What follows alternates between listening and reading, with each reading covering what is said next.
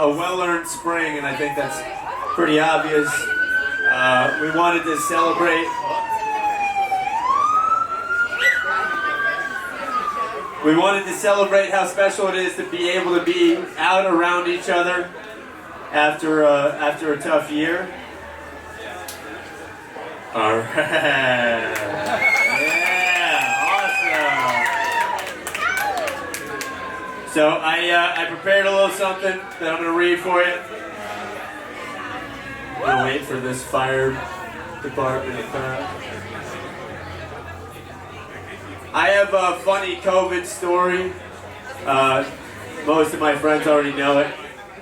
A couple months back, I got home late and drunk and passed out to some adult entertainment on my laptop. And I don't really remember how that all ended up. I just know that I put it on and fell asleep. And in the morning I woke up and had to come to work here, and I was late and I was hungover, so I threw on some clothes and I threw on the first mask that I saw, started running to work, and it wasn't until about 2 blocks down the road that I realized my mask is wet.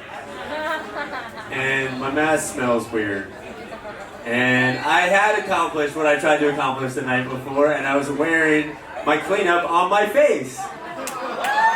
Yeah! Happy 2020. I put my own semen on my face on my way to work.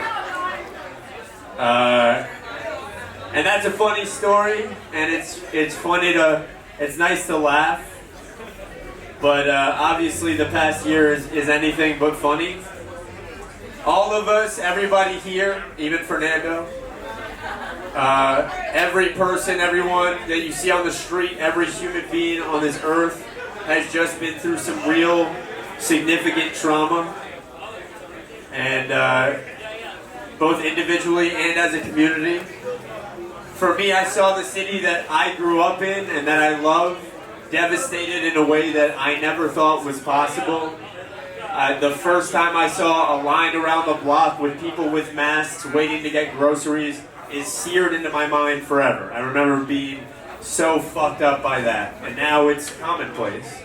You know, everybody, the people who've lost their jobs, the bars that are closing down. I was in Grand Central at 2 p.m., completely empty. Those things, it was devastating. The fear, the panic, the loneliness, the unknown, the nonstop ambulance sirens, being brought to tears from people clapping outside their windows at 7 p.m. just to let their neighbors know that they're still alive. My grandmother was in her apartment for 6 months straight. Never left her apartment for 6 months. I don't know how she did that.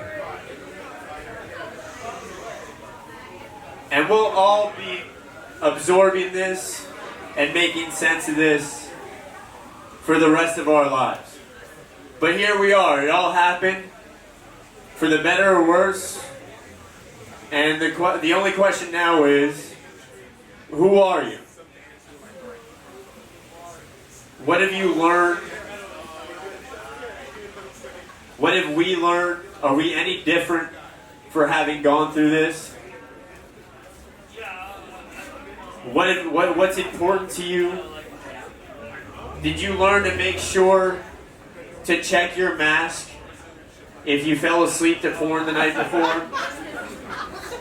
All important questions.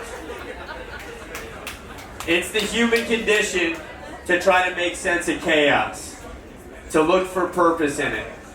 Nothing happens for a reason, and yet everything happens for a reason. And for me, I'm that much more thankful for every day on this earth.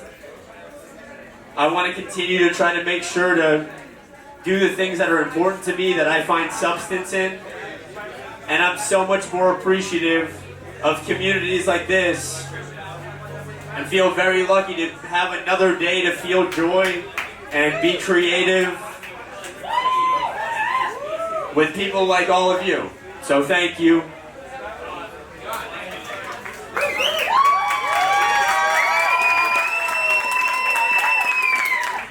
I wouldn't begin to assume how any of you are going to internalize this past year, but I can tell you that it's looking more and more hopeful.